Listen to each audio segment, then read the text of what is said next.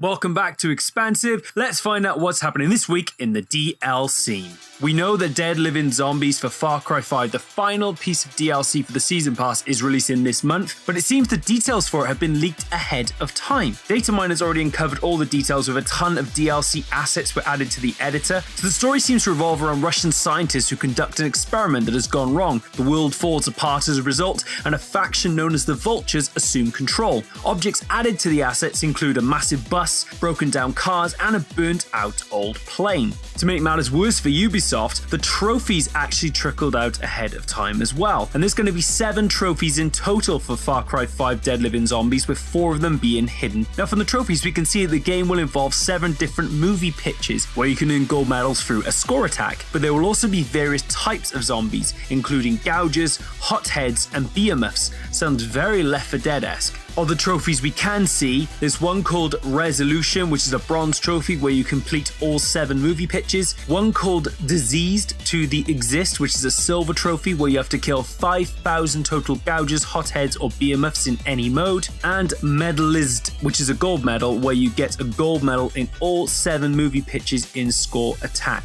And as if that wasn't enough, Dead Living Zombies briefly, and I say briefly for about half an hour, actually leaked on the Microsoft Store, so you could actually download it if you already own the Season Pass. So some people probably already have been playing Dead Living Zombies, and you may have seen some coverage pop up in advance. But if the Xbox leak is to be believed, Dead Living Zombies is scheduled to release on August the 28th, so it's going to literally be right at the end of the month. But more details on that as we get it, and of course we will be reviewing that on the channel. If you've not seen them already, we've already covered Lost on Mars, and we've covered Hours of Darkness. Bethesda launched the Wolfhunter DLC for the Elder Scrolls Online this week, and it adds 2 new dungeons, the Moonhunter Keep and the March of Sacrifices, both of which are themed around werewolves. There's also a new faction in the game called the Silver Dawn, who, as you may know, are an order of werewolf hunters. You can even become a werewolf yourself, and it overhauls all the existing mechanics and skill tree that was already in the Elder Scrolls Online related to werewolves. Wolfhunter DLC is of course free to all those who are Elder Scrolls Online Plus subscribers, but non-members can purchase it for 1,500 crowns for the in-game crown store.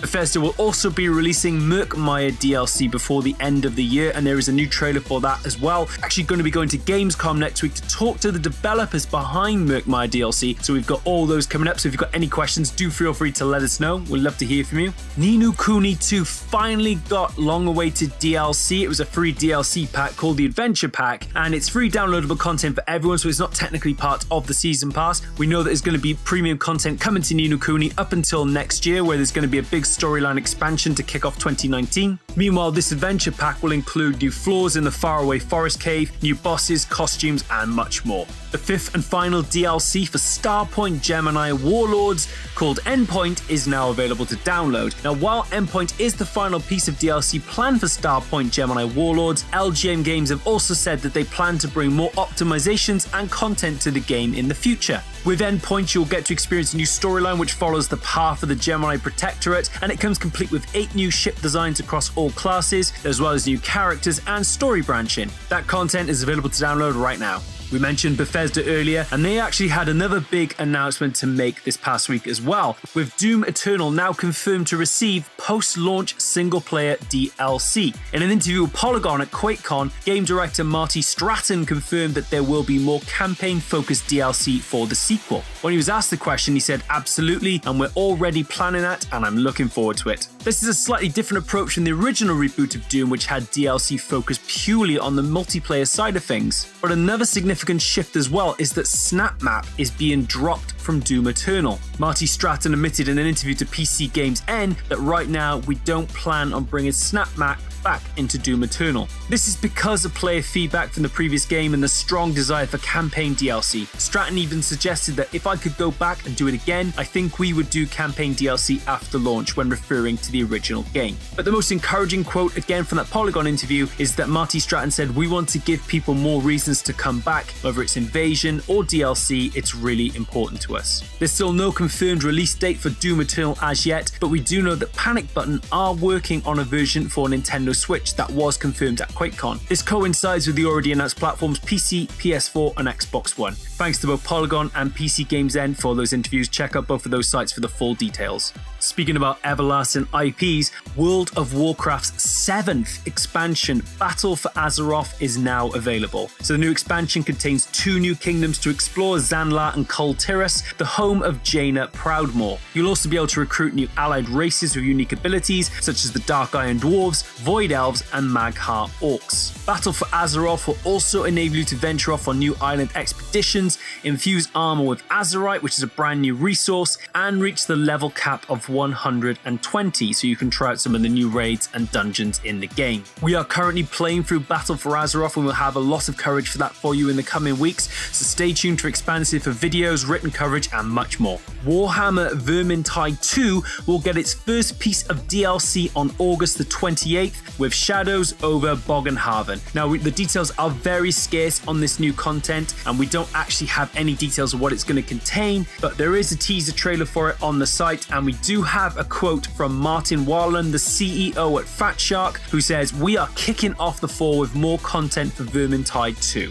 Last week of August, the players will be invited to Boggenhaven, a city where the heroes will be tested like never before by Grandfather Nurgle's unpleasant attentions. We'll have more news on Warhammer Vermintide 2's DLC as soon as we get it." Now, Metro Exodus doesn't release until February the 22nd, 2019, but we already know that it's going to receive DLC post-launch. Announced this week are new pre-order bonuses, as well as an Aurora limited edition and the first details on the Metro Exodus expansion pass. The Aurora limited edition will contain a 32-page art book, steelbook, and expansion pass, and every pre-order of Metro Exodus comes with different bonuses based on the platform of your choice. Xbox One owners will get a copy of Metro 2033 Redux, PlayStation 4 owners will get a dynamic winter theme based on Exodus, and PC orders include the digital art book as well as the official soundtrack. But no in-game content has been reserved for pre-order. Meanwhile, the expansion pass will offer single-player content once the game goes gold. What's more, 4A Games have revealed they'll continue to support Metro Exodus with updates and free DLC, and we'll get more details closer to launch. And finally, big news for Nintendo Switch owners this week, as Diablo 3 Eternal Collection has been confirmed for Nintendo Switch with exclusive content. The story broke originally because Forbes broke an embargo, revealing a long-confirmed rumor which will see a Blizzard game on a Nintendo platform for the first time since the N64 days. That's nearly 15 years. The Eternal Collection released on PC, PS4, and Xbox One in June last year and contains the base game as well as both Reaper of Souls and the Rise of the Necromancer expansions. What we know about the Switch version is Diablo 3 can be played cooperatively with up to 4 players on a single Switch console. There will also be up to 4 players on 4 different Switch consoles without the need for an internet connection, and you can team up online using the Nintendo Switch Online service, which is coming in September, which also means that Diablo 3 Eternal Collection on Switch will support cloud saves. Now, most excitingly, the Switch version is going to get exclusive Nintendo-themed content in the form of in-game gear. There will be a Ganondorf cosmetic armor, as well as a Triforce portrait frame, chicken pet, and Echoes of the Mask cosmetic wings. We don't have a firm release date for Diablo 3 Eternal Collection on Switch just yet, but we do know that it's going to come out this year, and it will cost $59.99. But yeah, big surprise for Switch owners, exciting times, big rumor that's finally been cleared up, and a huge game for Switch with exclusive content this year. And that about wraps it up for news on the DLScene this week. Thank you very much for watching. Please consider giving us a like and a subscribe, as it really helps the channel to grow, and we've got tons of content to show you and share with you. As mentioned, we are going to be at Gamescom next week, so coverage will be a little bit slower than normal, but don't worry too much because we're going to be coming back with absolutely loads of stuff. We got hands-on with the likes of The Crew 2's DLC, so we're going to get a first look at that. We're going to be interviewing the team behind The Elder Scrolls Online. We'll also be talking to Pillars of Eternity 2's team at Obsidian to talk about the upcoming DLC roadmap. We're playing Destiny 2's latest expansion and much, much more. So stay tuned for Expansive because we have so much content coming your way, and with plenty of interviews, news, and of course, big, exciting previews of all the upcoming games coming up in the next year. So thanks very much for watching, and we will see you next time.